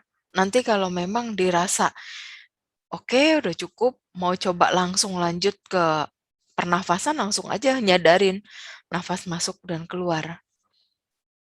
Gitu.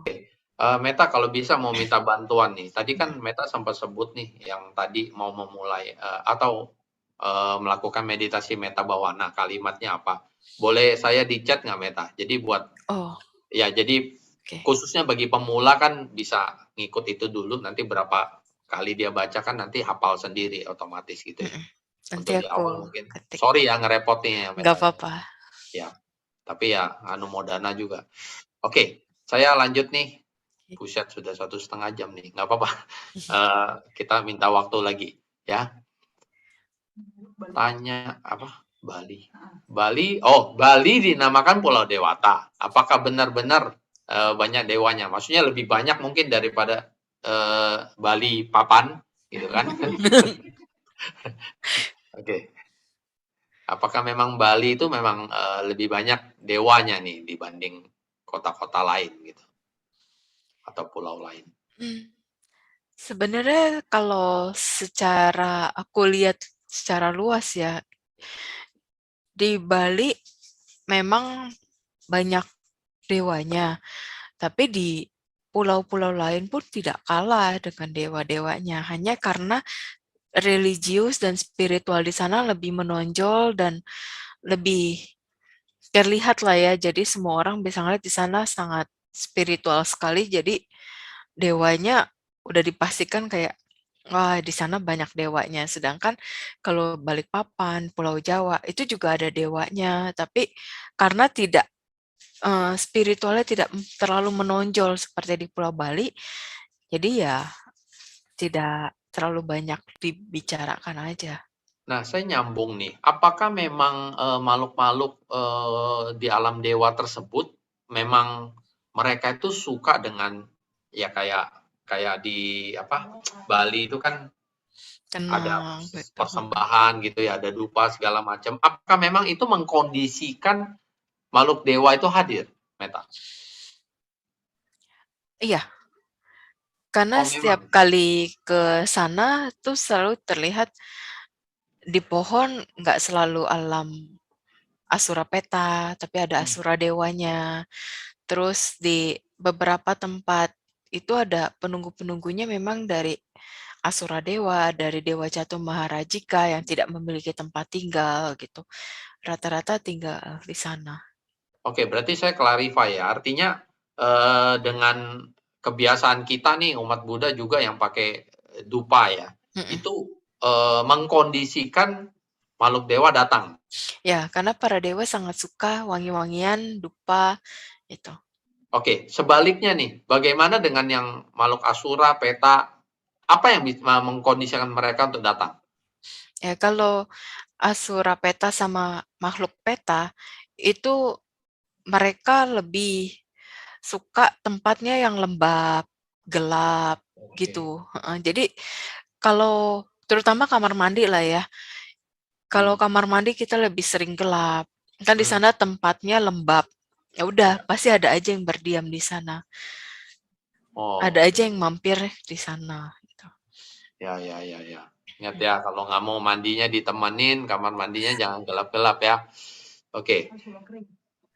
Ya, dan juga jangan lembab ya. Oke. Nah, ini ada pertanyaan lagi untuk menyambung ke yang tadi nih ya. Ada mitos yang mengatakan bahwa kalau harumnya itu atau wanginya itu tercium kuat gitu ya, berarti makhluknya jauh. Tapi kalau harumnya itu samar-samar, itu makhluknya dekat. Nggak kebalik ya itu. Itu gimana? Kalau dewa sih sama aja, mau samar-samar atau kenceng, itu tetap ada di sekitar kita Atau berarti. tingkatan dewanya yang berbeda alamnya? Maksudnya kalau yang lebih kencang berarti Bisa tingkatan dewanya. oke. Nah, anyway dari 26 alam dewa dan Brahma itu, apakah semuanya bisa berinteraksi dengan makhluk kayak makhluk kayak Meta gini? Sorry, salah. Dari 26 itu, semua bisa ya Meta ya? Bisa sih. Cuma Oh, kebanyakan kalau dari alam Brahma, mereka kalau tidak ada yang benar-benar penting, tidak ada komunikasi. oke. Nah, ini mumpung ngomongin ini nih, saya mau tanya, eee, dewa Brahma itu sebenarnya apa sih? Apakah mereka bisa memberikan manfaat buat kita manusia nih? Gitu. Apa kalau memang misalnya bisa? Kalau dewa sama Brahma ini paling hanya kalau ngelihat kita, karma baiknya sudah waktunya matang. Terus ada mau kejadian. Kadang mereka sudah kasih tahu, ini nanti Mhm. mau ada kejadian gini, kita kayak disuruh hati-hati, kayak gitu aja sih. Lebih ke arah sana, Oke, gitu. saya lebih pertajam pertanyaannya nih, karena Meta yang bisa ngelihat nih, ini makhluk Peta, Asura, bahkan Dewa Brahma. Sekarang saya tanya, kalau Meta punya kesempatan nih untuk memilih nih mau terlahir di alam mana? Ya, Meta mau di alam Dewa Brahma atau di alam manusia? Saya mau di manusia. Kalau saya udah Sotapana baru deh bebas. Ini makanya ini yang saya tanya nih. Nah, mesti paparkan dong, kenapa dong? Jadi biar biar kita juga dapat insight nih. Ya, karena kalau saya sudah Sotapana kan 4 alam apa ya sudah tertutup rapat. Dan juga kalau mau ke alam dewa atau Brahma, itu setidaknya kalau karmanya selesai, kita sudah tidak jatuh lagi ke alam 4 alam apa ya ini. Jadi paling ke manusia lagi sampai waktunya selesai, akhirnya nibbana gitu. Tapi kalau kita belum mencapai Sotapanna, aku sih lebih baik di manusia. Kenapa? Kenapa? Kenapa? Karena Ini karena karena kalau di alam dewa, di alam Brahma, kita terlalu terlena dengan nikmatnya kebahagiaan-kebahagiaan itu. Kan kita tidak tahu miliaran jutaan tahun kehidupan ini, apakah ada karma buruk yang fatal yang pernah kita perbuat. Kalau ada karma buruk yang fatal yang kita perbuat, kita sekalian dari karma baik bisa di Brahma, tapi sekalinya jatuh itu bisa terjun bebas. Terjun bebasnya bisa ke Peta, Asura, neraka. Itu kan sangat mengerikan, apalagi kalau sampai ke neraka. Itu hitungannya udah kalpa, bukannya oke, jutaan lagi. thank you Meta. Ini benar-benar insight nih ya. Jadi kenapa saya bilang insight? Satu ya bagi kita semua ya, yang sekarang ini berada di alam manusia. Ini yang hadir di Zoom manusia semua kok Meta ya, betul ya. Saya berani confirm kok. Oke, itu berarti kita adalah orang yang beruntung. Kenapa? Pertanyaan saya tadi, kalau Meta punya kesempatan untuk milih di alam Dewa Brahma atau di alam manusia, dia tetap memilih manusia gitu. Kecuali dengan kondisi kalau udah mencapai minimum sotapati gitu ya.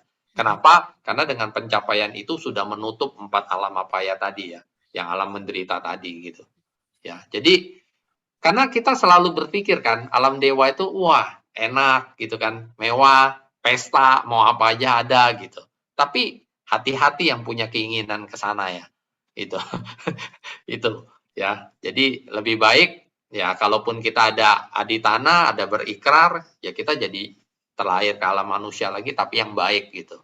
Intinya itu mungkin ya Meta ya, kalau Iya, boleh disaranin ya. Oke, thank you insight-nya. sama-sama. Nah, saya lanjut lagi ya, mengenai jawaban soal umur tadi. Umur yang mana? Oke, apakah sinar kehidupan bisa terlihat lewat rekaman video atau video conference? Nah, ini. Bisa aja. Walaupun rekaman videonya maksudnya direkam dulu, artinya kan tadi kan, terus dikirim gitu. Itu bisa juga ya? Ya, kalau jaraknya masih paling hitungan jam di hari yang sama masih bisa. Atau ya setidaknya paling lama 7 hari gitu. Kalau ngeliat rekaman ya gitu. Ya. Mm-mm. Ya, walaupun dalam 7 hari itu kalau ada karma signifikan tuh bisa berubah ya Bisa angkanya. berubah. Oke. Ya, mudah-mudahan terjawab lah. Saya pikir clear ya. Apalagi kalau lewat Zoom live begini bisa gitu kan jawabannya begitu ya. Makanya dari tadi saya open cam. Kan saya udah kasih tahu tadi. Oke. Ya.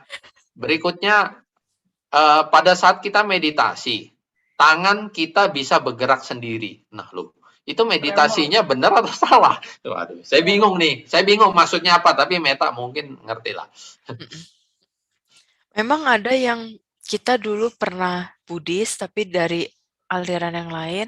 Jadi tangannya itu gerak kayak bentuk mudra-mudra bisa juga. Oh, Terus ada juga yang memang dulunya memang ahli pengobatan yang dia pakai energi prana. Jadi tangannya bisa entah kenapa gerak aja sendiri kayak muterin buat energi gitu. benar atau salah pertanyaannya? Itu tidak bisa dibilang benar atau salah sih. Yang kayak gitu boleh diikutin kalau memang dia ada tujuan mau ke arah pengobatan. Tapi kalau kita tujuannya nggak mau apa-apa, kita hanya untuk pengontrolan diri, pengendalian diri, ya tahanin aja tetap seperti biasa tangan kita meditasi. Gitu, setiap kali tangan mau bergerak, tahan. Kalau memang tujuannya kita nggak mau macam-macam lah, udahlah meditasi aja, mau tenang, udah gitu. Jadi yang Oke. penting balik lagi di diri kitanya juga. Ya, tergantung tujuannya ya. Jadi jawabannya Mm-mm. seperti itu ya. Semoga Iya. menjawab. Ini saya senang kalau dieksplor meditasi terus ya. Jadi biar arahnya bisa ke sana. Saya ingin menanyakan, ketika meditasi menutup mata, seringkali muncul warna ungu kuning seperti bulat. Kadang bunga yang membesar kecil sendiri. Itu kenapa gitu? Tanyanya. Kalau yang kayak gitu, jangan pernah diperhatikan. Abaikan, fokus ke objek. Karena kadang itu tipuan pikiran. Kalau tipuan pikiran, kita memperhatikan itu gambar aja, kita nggak ada kemajuan. Kita seperti jalan Ya, di tempat. oke. Oke. Terima kasih, sangat clear jawabannya. Eh, Namo Buddhaya, apakah Cemeta ada membuka kelas untuk bimbingan meditasi untuk pemula yang ingin belajar karena sulit menemukan guru pembimbing meditasi? Good question. Ya, untuk saat ini belum membuka. Oke, oke ya. Saya enggak kalau ngomong untuk saat ini belum membuka. Apakah ada niatan ke depan gitu? Ya, saya mau lihat kemajuan meditasi saya dulu. Nanti saya ke Oh, Thailand dulu tanya kemajuannya. oke, siap, siap, siap. Oke. Oke, saya lanjut lagi. Namo Buddhaya, apakah makhluk-makhluk yang tidak terlihat itu memperhatikan kegiatan kita setiap hari? Atau hanya sewaktu-waktu saja memperhatikan kita? Atau dia hanya diam saja dan tidak memperhatikan? Nah, Hmm. Kalau penunggu rumah yang biasanya hanya tetap di suatu sudut, nggak berpindah tempat, nggak berubah, ya dia ngeliatin semua aktivitasnya kita setiap harinya, ngapain aja, seperti apa gitu. Tapi kadang ada yang memang makhluknya suka pergi-pergi, jadi sesekali ada dan sesekali memperhatikan kita, terus udah cuek lagi.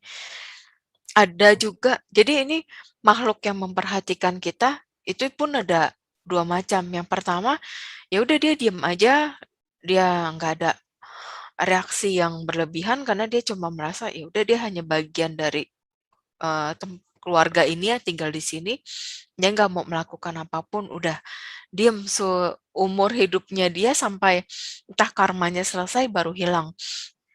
Ada juga yang memanfaatkan situasi. Jadi dia mengamati semua pergerakannya kita, semua aktivitasnya kita. Dan mohon maaf ketika misalkan si A atau si B sakit yang tinggal di rumah tersebut, dia bisa sesekali menyerupai atau bisa menyurupi orang tersebut, orang lain lah. Jadi mengaku, saya si A nih atau si B yang lagi sakit, saya mau begini, gini, gini. Padahal itu si makhluknya tersebut gitu. Jadi bisa ada dua macam. Nah, yang macam yang terakhir saya sebutkan itu jarang sih. Lebih sering orang makhluknya diem aja, nggak peduli sampai akhirnya dia selesai usianya pergi. Oh, tapi walaupun dalam kediamannya dia tetap memperhatikan ya, tetap kepo lah Iya. ya. Mm-mm. Ini ngapain sih gitu ya? Tetap ya. Jadi walaupun sendirian ya, ingat ya, tetap ada yang memperhatikan kita. Oke. Oke, apakah bisa jelas terlihat seorang sakit karena penyakit atau karena ada tumpangan makhluk lain? Oke. Kalau saya sih terlihat jelas. Ya, kalau saya tidak. Ya. Jadi sebenarnya ini pertanyaan umat awam gitu loh, Meta. Maksudnya ada tips nggak sih kita untuk umat awam untuk bedakan ini gitu loh? Pertanyaannya lebih ke sana sebetulnya. Coba ke dokter dulu biasanya. Kalau udah ke Oh, dokter, oke. ternyata dokter Ya, bilang nggak apa-apa dan dia masih ya, sakit yang sama itu berarti ada ya, hal ya. lain. Ya, coba kasih pence uang kalau dia nggak sembuh juga berarti ya mungkin nggak bercanda ya nyebut merek lagi. Oke, apa perbedaan Asura Peta dengan Asura biasa dan Asura Dewa? Nah, istilah baru lagi nih. Mm-mm. Asura Dewa termasuk dewa, apa bedanya? Dan naga, kinara, Gandarwa, dan lain-lain masuk makhluk Gandaba ya. alam apa? Heeh. Jadi Genderuwo ya maksudnya. Beda ya, Gandarwa. Gandaba. Oh, Heeh. itu Gandaba ya. Iya. Gandaba naga. Ya, ya, ya, oke. Jadi kalau peta dan asura peta itu beda. Jadi kalau asura peta, asura dewa, jadi ada 3 macam asura, asura peta, asura dewa, asura neraka. Nah, kalau asura dewa yang dimaksud itu memang badannya besar, tinggi, seperti bener-bener seperti jin lah asura gitu, tapi dia itu asura dewa yang biasanya di pohon beringin, pohon bodi, itu tempatnya asura dewa, biasanya di situ. Kalau asura peta, itu memang asura kelakuannya seperti makhluk peta, suka iseng, suka ganggu gitu. Terus kalau orang baca parita atau baca doa, dia ngabur, nggak suka, atau bahkan dia malah ngeganggu, bikin gangguan-gangguan yang bikin kita ketika baca parita makin merinding lah, makin nggak konsen. Itu asura peta. Kalau asura dewa, ketika kita baca parita, kita mau baca doa, dia tenang aja gitu, nggak mengganggu, malah menikmati alunan parita yang kita bacakan. Gitu. Terus kalau asura dewa dan dewa itu berbeda. Asura dewa kan tadi tingginya besar, mirip jin lah.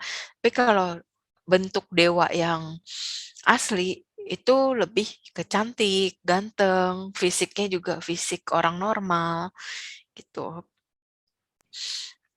Terus Waduh. kalau naga, kinara, gandaba dan lain-lain masuk alam apa? Itu ada di Dewa Catumarajika. Oke. Mm-mm. Yang paling dekat dengan manusia ya, dia berarti. Iya, heeh. Oke. Oke. Nah, berarti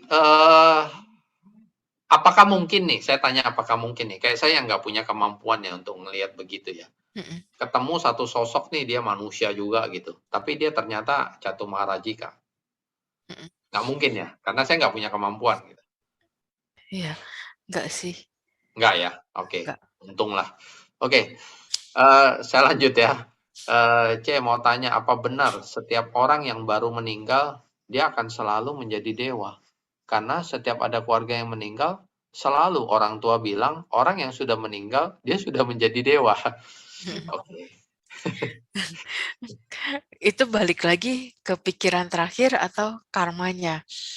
Gitu, kebanyakan umumnya peta, tapi ada juga yang meninggal langsung ke alam dewa, gitu. Oke. Tapi jarang kalau yang meninggal langsung ke alam dewa. Ya, ya, ya. Mhm. Biasanya singgah dulu sebentar ya. Iya, Karena kekotoran batin ya, kita mesti ngomong ya. Karena ada iya, kekotoran batin, singgah sebentar baru dia terlahir ke alam dewa. Oke. mhm, Nah, ini ada tidak cara untuk menjauhkan nih ya, menjauhkan kanker nih, penyakit kanker nih maksudnya. mhm. Ya, Kalau untuk menjauhkan kanker, itu kan berarti ada kondisi karma buruk yang besar juga dari lampau.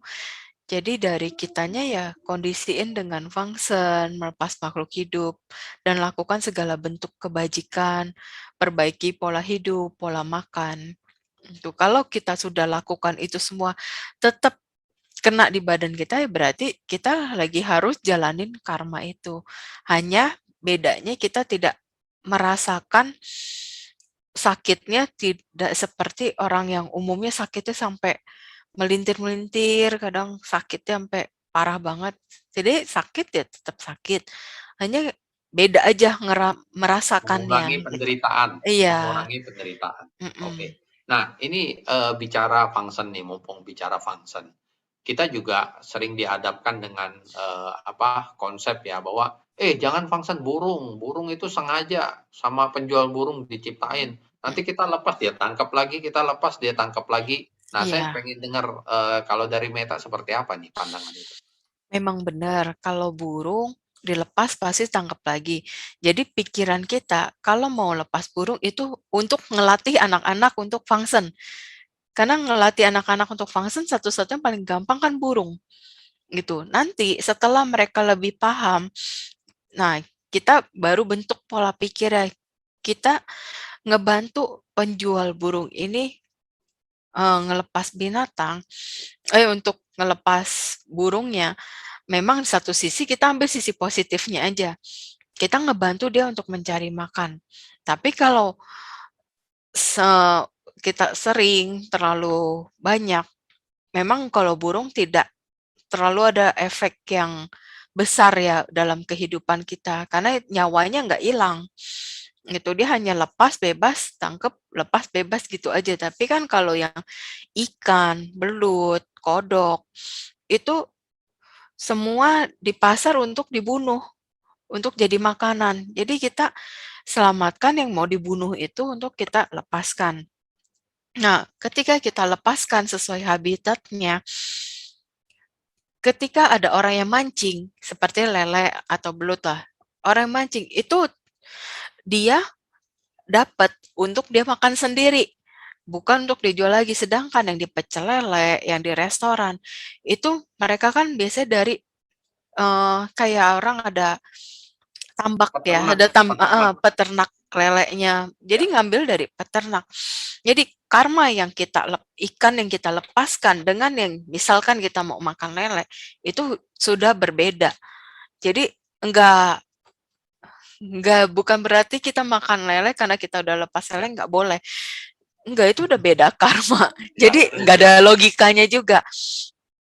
Ketika kita melepas, ya udah itu karma baik. Tapi ketika kita mau makan lele, ya silahkan. Toh kalau lelenya udah mati, udah dia tinggal goreng sih nggak apa-apa. Tapi kalau ternyata kita pesen dulu baru dia bunuh, itu yang nggak boleh gitu. nah ini Jadi ini hanya konsep berpikir ya gitu. terima kasih, terima kasih. Tapi saya juga dapat poinnya. Nah, ini lanjut mengenai function nih. Ada juga kejadian ya lucu juga sih. Bagaimana dengan karma orang yang function nih tapi nitip nih. Nitip itu dalam artian misalnya nih nitip drivernya. Karena pernah ada kejadian nih umat driver yang dititip nih dia beli ikan sungai tapi dilepasnya ke laut. Ya, sekarang yang ditanya adalah bagi dia nih yang nitip ini karmanya seperti apa sebenarnya? Jadi kalau bagi yang nitip, dia pikiran dia udah baik nih, mau function, mau berbuat baik. Tetapi kan dia tidak memberikan pesan yang jelas kepada si driver untuk dilepas di mana. Ya akhirnya ada kesalahpahaman, setidaknya dia juga jadi ada karma buruk, walaupun tidak terlalu besar. Nah, si driver juga ada karma buruk karena ketidaktahuannya dia, gitu. Ya, tapi tetap ada karma baik juga kan di Iya, dalam tetap sana. ada karma baik, tetap ada Walaupun karma buruk. yang nitip juga dapat karma baik kan gitu. Iya, tetap. Oke. Oke. Nah, terus apakah Asura itu sama dengan Yaka? Yaka Gandaba sama Asura ada sedikit bentuk perbedaannya sih, gitu. Ada yang dia itu mengganggu juga. Jadi kalau Yaka umumnya aku temuinnya dulu di mana ya? Oh, pernah ada ketemu di satu wihara, dia punya lahan yang luas. Nah, dia berdiam di salah satu pohon dekat ruang dharmasalanya, gitu. Dan bentuknya itu tidak berbulu seperti Asura. Itu seperti orang aja, tinggi besar tapi mukanya agak sangar. Oke, oke. Saya lanjut lagi. Mohon penjelasan apakah kemajuan meditasi terlihat dari kondisi fisik kita yang sudah tidak kita rasakan ataukah tidak mesti fisik merasa hilang? Oh, maksudnya kalau kita merasakan kayak tubuh kita udah menghilang tuh apakah itu kemajuan dari meditasi? Mungkin gitu ya. Iya, betul. Jadi ketika kita sudah tidak lagi merasakan fisik ketika lagi duduk meditasi, itu ada kemajuan, tapi terus kita tetap fokus di objek sampai nanti akhirnya kita kayak merasakan sendiri mengamati tubuh. Karena dari samanta ke vipassana itu kadang switch sendiri kalau kemajuan batinnya sudah memang makin bagus. Oke, terima kasih.